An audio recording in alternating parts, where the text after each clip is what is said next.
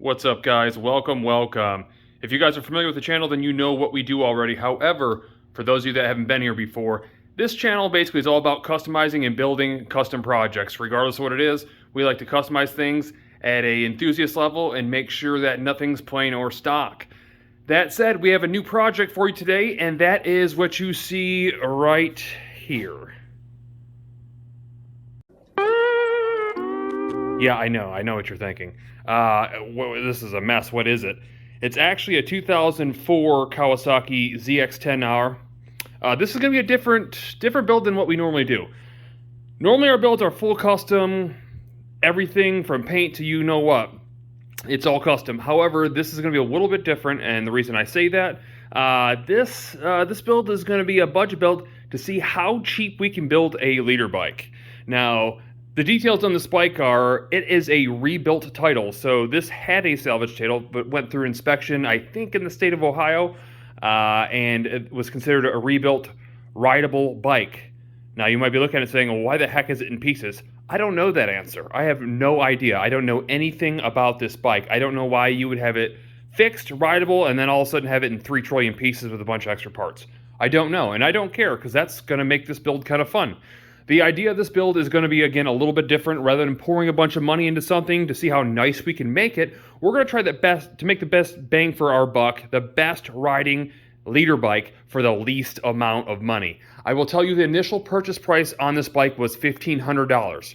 Now, what we're going to be doing is getting this bike completed and put together in running fashion, and then selling all the extra parts that you see. So you'll see that there are 2 gas tanks, there are 2 subframes, obviously one on the bike, one on the ground. There's 2 sets of exhausts. We'll probably sell the more expensive Yoshi pipe that is on it. We'll either go with a cheap aftermarket or we'll put the stock back on, whatever we can do to make it cheaper.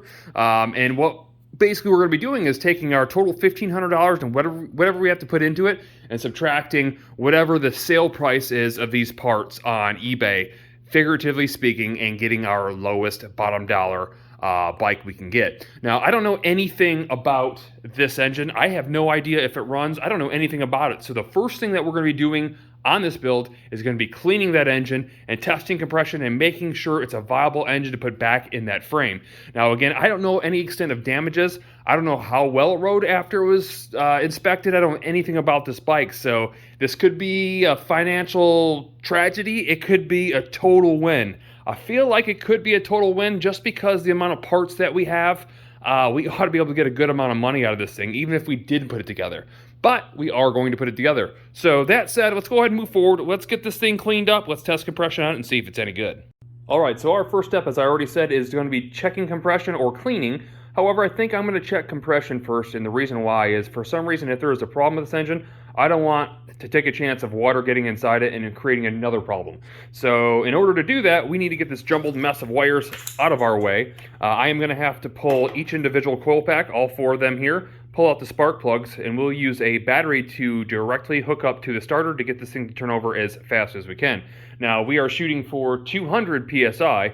Hopefully we can obtain that, but we'll see here in a second what the cylinders look like. Let's move forward.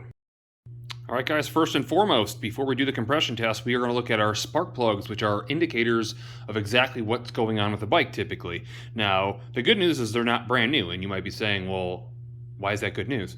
The reason that's good news is because we can tell exactly what's going on with the bike. If they were new, we would have no clue. Somebody could have shoved new ones in there and just, hey, let's hide the damage. The one thing you want to look for is the way the spark plugs look. Most of them, except for maybe this end one here, it's a little bit oily, but they look pretty good with normal wear and tear. I don't see any of the upper arches smashed down, which means no pistons were hammered into them or valve issues that we can tell from this. So that's good news. Now that they're out, though, we got the cylinders here. We're going to start testing compression. I will say that I feel like they could have salvaged this out just because of how dirty it is. I mean, look how dirty this engine is.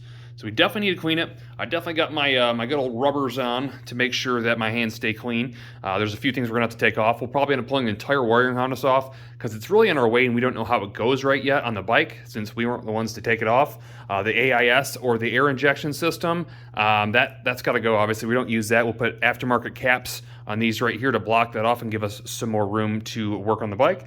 But for now, I'm going to go ahead and throw on the compression tester. Let's turn it over one at a time and see what the results are. Alright, so we got our ground connected straight to the chassis itself, or the engine chassis, I guess you could call it, or engine block. Next we have to hook up the power to get it to turn. A couple things before we do that though. Obviously you have to connect the compression tester to the cylinder. In this case we have it in cylinder number 1. I think that's cylinder number 1, but that's what we're going to call it. Obviously you can see that it's on 0 PSI. The other thing that you want to do is you want to make sure that the throttle bodies, the chokes and stuff are open. Unfortunately this one has an electronic throttle control module. And next to unbolting, which I don't know if I should because I don't know if it has to be calibrated, it's going to restrict some of our engine turning over. So I'm going to try it without it just to see what happens. I'm basically going to hold the throttle, which is strange, it's just laying here, wide open, which is, you can see right there. I'm going to hold that wide open. I am going to go ahead and touch the power to the side over here, and I'm going to crank it over and see what she gets. So I'll try to do that all with one hand. Let's see. Okay, maybe I'll have a vice grip help me with the throttle. Anyways, let's go ahead and touch the power here to turn her over.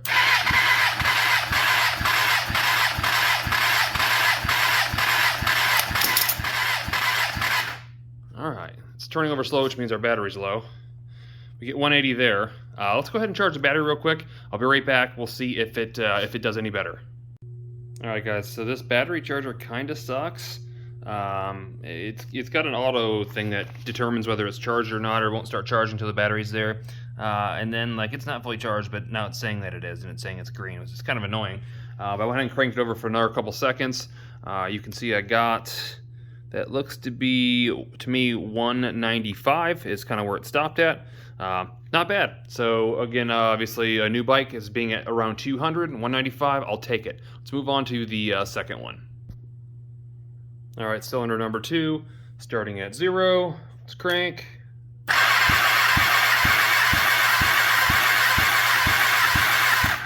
That doesn't look good.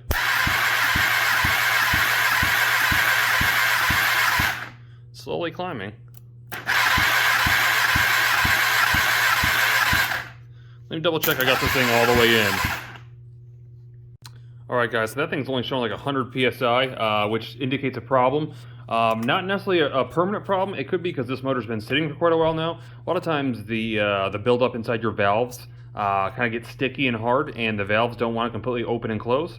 Totally normal for an engine that's been sitting a while, and you don't really know until the thing's actually been running and it clears out. So that could be the problem. It also could be a head problem, or it could be a piston problem. We don't really know yet, so we're going to hope for the best. We're going to finish doing the rest of the cylinders, see what they show out at, and work our magic from there. All right, continuing forward, cylinder number 3, starting from 0. Let's see what she does. Oops. Jumped right on me. Now that's up where it should be. Let's continue going. A couple more cranks.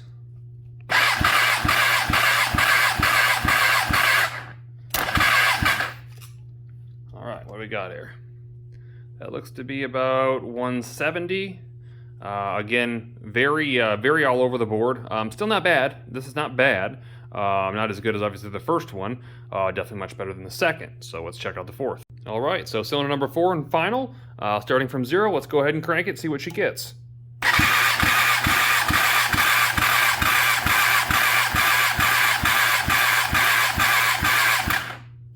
Looks to be about 170, which is about the same as cylinder number 3, which is pretty fluid between those two cylinders. They are next to each other as well, obviously.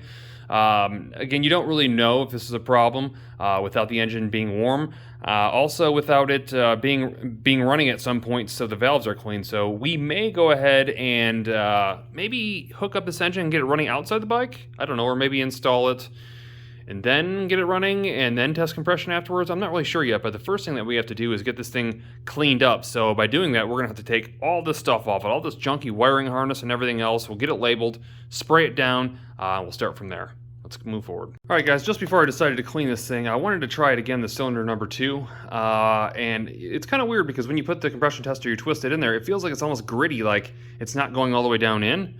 And when once it stops, it kind of feels like it's stopping on like dirt. So I looked down and said it's a little dirty, not terrible, but it doesn't feel like the compression tester is going all the way down in. And then cranking it again, I got almost 120, and that was only off like 4 cranks. So something's going on. I think it has to do with how dirty the cylinder is. I'm going to try to clean it real quick and see if this changes at all. Let me do that, and I'll get right back with you. Alright, so I didn't really have a great way of cleaning it without blowing a bunch of crap into the cylinder, so I just went ahead and put in the spark plug and kind of basically cranked it down a little bit, made sure that whatever was in there was flattened out with the spark plug. Pulled it out. We're at 0 again. We're going to try testing compression again on cylinder number 2. Let's go.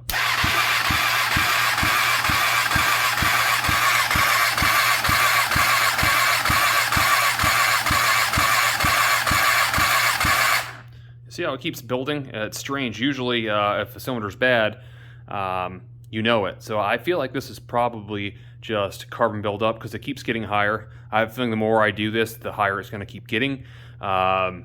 So I'm not too concerned about it at this point. I think we might try to just clean it up, throw it in the bike, and then after we run it for a little bit, test compression. I think that's probably the best method, because even if I have to drop the engine back down, I mean, I'll do it probably prior to putting plastics and everything on it. Obviously, we'll have just a tank sitting on it, fire it up, let it run for a little bit, then test compression, see what she does. So let's go ahead, let's move forward and get this thing cleaned. Alright guys, the first step in getting this thing cleaned is going to be putting the spark plugs back in it for obvious reasons. We're going to pull off all this wiring harness, we're going to pull off these throttle bodies right here, and then all the heat wrap that you see right here, the rubbery stuff, so we can get to the actual block itself and get this thing clean. Okay, so motor is washed, dried for the most part, and back on the floor. What did we learn with having the motor cleaned and visible? First thing, if you'll notice here, this gasket is popped out and it should not be. I don't know why. The sprocket was barely just loosely fitted to it, so somebody had had this off and knew that it was like that. Not a big deal. We'll just take a large socket that's hopefully the diameter of this and pound that back in where it's supposed to be. The other thing that I noticed is on the other side of the engine. You'll notice here the clutch cover has orange gasket material, which means that it's been taken apart. Now, that's not necessarily abnormal with a bike that I think has 34,000 miles. You know, it's not abnormal to be to have a rebuilt clutch. However, what makes me lead to believe that's not the case is what you see right there. That is an NRC aftermarket. I believe it's a timing chain cover. Typically, when you replace that, it's because the other one's been dropped or broken.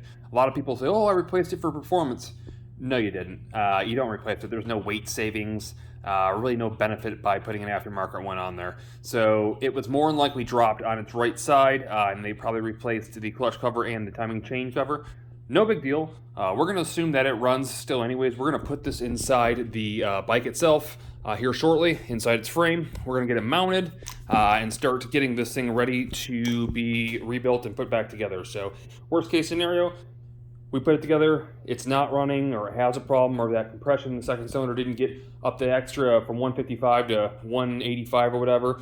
We have to rebuild it. We'll rebuild it, not a big deal. But right now we're going to get this thing put back together. All right, guys, before we go ahead and put that motor in, we are going to go ahead and double check all the bolts and nuts on the main frame and chassis itself. The reason why I didn't put this together, that's not to say that the last owner didn't put this together correctly, but he may have just done like finger tight or whatever. It's just held together. Obviously, we don't want to take a chance, so we're going to go through and we're going to snug all these bolts real quick, and we'll be right back to start putting the motor. All right, guys, so I'm glad that I did that. There was only a few loose bolts, mostly that was on the rear sets, but the most important thing that I ran into was that whoever did wrench on this thing at one point or another was really bad with bolts in general, and damn near just stripped out, I mean, like the whole bike. It's unbelievable. I've never seen such, I don't know, really not, I have no words. Anyhow, it's okay. We'll get everything replaced that we need to replace. However, some of the engine bolts, like the ones that you see right there, are going to have to be replaced. Fortunately, we can dive into our jet ski parts bin and find some replacements for that. Not a big deal, but as of right now, this thing here is getting shoved into that thing there. So the engine is now fitted loosely. The bolts are simply stuck in there with the nuts twisted on. I do need to order a bolt for there, because it has it's a hex bolt basically. It's a hex bolt with a hex on the inside of it, and then it turns around so it can fit tightly into these. So I have to order that. I don't have one. There might be one in that big bin you saw of parts, but it's also missing a spacer, as you can see right here. I assume it's going to be a spacer. I got to tighten this side over here to get it to hold, but there's a big gap there, which obviously is not going to fly. We have to make sure that we get that spacer. So I'm going to look for that as well. But the engine is in, so nonetheless, we are working in the right direction. Won't be long, we'll have this thing running. Let's move forward. Alright, so I found this. Looks to be a perfect fit of what goes in there. Not a big deal there. One thing I didn't show you is that is my DIY engine hoist. So all I did was simply take the round disc off it by taking the center bolt out. Just drill a small hole in the plywood that I had laying around with a piece of 2x4, because the engines always seem to be offset on one side because of the oil sump. And set the motor on and put it right in and jacked it up, and it worked fantastic. It cost me basically nothing, so good deal there. One other thing that I did notice in our parts bin here, there is a lot of, well, engine gaskets. It's kind of suspect. So nonetheless, we have those. That'll save us a few $100 right there alone if for some reason we do have to rebuild this motor. So let's go ahead and move forward. Alright guys, so the actual engine is actually bolted in and fully torqued down. I found all the bolts, so we're good to go on that. Right now, the next step is going to be bolting on the head pipe, and then we're going to continue to move towards the wiring and all the other disaster you see. One more thing I wanted to share with you guys that I noticed or that I found. I don't know what work is done to this engine. I wasn't told anything, but you can clearly see, if you can see there, the engine has been ported and polished. I don't know if that was done prior, if that was recently done. I will say that I can look down into that one there and see a little bit of shavings. I'm assuming that was most recently done. I probably should ask more questions prior to buying it, but hey, it's a basket case. You basically get what you get. So anyways, just want to show you what I found. Let's go ahead and move forward. Alright guys, so we are about to install the factory headers. Keyword there was yes, factory, and I'm going to show you guys a little bit of a tip on exhaust systems. Some might disagree, but I'm going to show you kind of obvious common sense. Here we have the factory exhaust header. Here we have the Akrapovic, or Akrapovich, or I don't know how you say it. Whatever it is, or Yoshimura, it's a Yoshimura. Anyhow, all the same, a lot of people say, oh, you got to get the full exhaust system. There's just a big difference. Well, facts right here will show you a 4 to 2 to 1, which means 4 pipes to 2 pipes, and then down to 1 pipe. Almost identical to the Yoshimura. Yoshimura is a little bit slightly shorter. It eventually get to the 1 quicker, but not a whole lot of difference. The only other main difference is the factory valve inside the exhaust, which is just a butterfly valve and is straight open at all times if you don't have it hooked up. That's maybe what, like a 2 or a 4% difference. The minimal amount of horsepower, and I'm not even going to say a whole horsepower that's going to make a difference. It's probably not worth the money unless you're truly racing and you need every single bit of edge you can get. The average street rider, the purchase of this isn't going to make any sense, and so the sale of the Yoshi pipes is going to go to taking off again the price of the bike itself. The 1/10 of a horsepower, or if that, it's going to make a difference. It's not worth the money to me.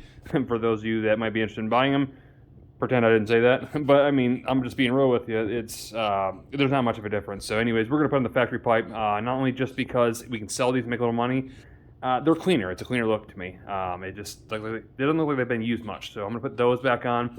I probably won't put the factory pipe on. I'll probably again put an aftermarket pipe. I don't know which one yet. That's going to be the biggest power gain that we get out of the full exhaust system. So let's go ahead and get those things installed. All right, so there is the stock head pipes installed. One other tip I did want to share with you guys, as far as what I was just saying, newer bikes are a little bit different story. Like take, for example, the R6 build. The R6 build has a big built-in muffler underneath it, underneath the belly side of it, and it had cats built into the head pipes. This is an older bike, so it does not have that. The newer bikes are a little bit different, and you'll find that there are a lot of manufacturers out there that rather than buying the whole head pipe, you can basically cut off at the cat and install a mid pipe on, which is quite a bit less expensive to do, and does benefit quite a bit on the power side of things.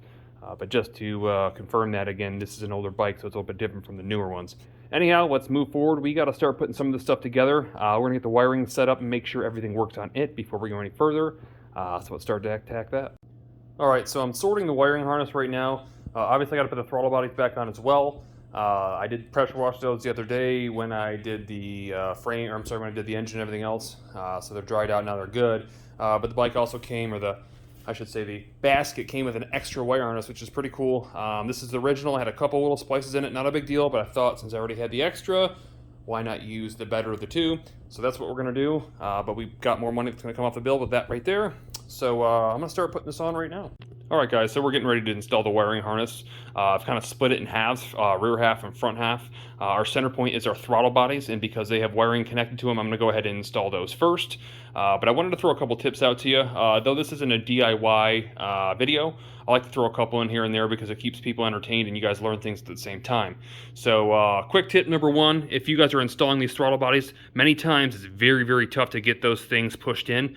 So what you want to do is you want to cover the, or get a nice light coat of WD-40 around the boots, and they'll pop right in. If you do not, what'll end up happening is you'll have your fingers down here, you'll end up smashing it between the throttle bodies and the engine, like I did to mine right there. I guess that comes down to watch where you're pointing at, right? Anyhow, I split it up from front to rear. The rear half you can see sitting back here, that's going to be for the entire tail section, battery, MPEM, or the ECU, whatever you want to call it. And the front half, which would be for the ignition, the bars, the headlights, and etc. So I'm going to go ahead and get all that stuff installed. I'll show you what it looks like when we're done. Alright guys, so we've made some progress. I did some searching through the wire trying to figure out what was popping the main fuse. I disconnected the stator, didn't make a difference. I disconnected the gauges, didn't make a difference. Connected the gauges back, and then it started smoking. I had to disconnect them. And then I realized to disconnect the front sub-harness, which goes to the gauges and the headlights. And I started peeling it apart, and as you'll see, lots of what I would call ghetto rigging. So we're going to toss that thing out. I now can turn the key on. It clicks. And you probably can't see, but the middle fuse there is good. There's nothing wrong with it. It is not blown, which is good news. So we're going to see if this thing fires right now. So got a little starting fluid out. We're going to spray it in the holes and just see if it fires. So key on, ignition on, gas. Make sure we got grounded power. We don't. Oh. Oh, man, that thing's loud. Okay, it runs. Good news. So, I gotta figure out why it's revving up. I don't know why it's revving up. It's kind of freaky because it's got a straight pipe coming out the side of it. It's very loud, but good news is it runs. Wiring harness is connected correctly. Again, it's kind of hanging. We don't have it all on there, but it is running condition right now. So we gotta get some more things on this thing to get it safer running, and we'll double check the compression again in cylinder number 2 after it's been running for a minute. We know that it'll be okay, and we'll that'll determine, I guess, if we go forward or not. Alright guys, we're gonna go ahead and call it a wrap. I just got too much content, and I don't think I'm gonna be able to jam this all into one video, so it's probably gonna have to be a 2-part series. I was kind of trying to make it as quick as I could to get it through for you guys. I don't know if you guys like the specific stuff, or you just want the kind of the raw info and kind of a quick run over of the builds. So please leave your comments below as to what you think about that. If you like the longer videos, the more informative videos, or if you guys like just a quick build process and seeing the start and the finish. Let me know, comment below. But as always, don't forget to like, comment, and subscribe. Again, click that bell notification if you'd like to see these videos right when they pop up and be the first to see them. Other than that, I will see you on the next one.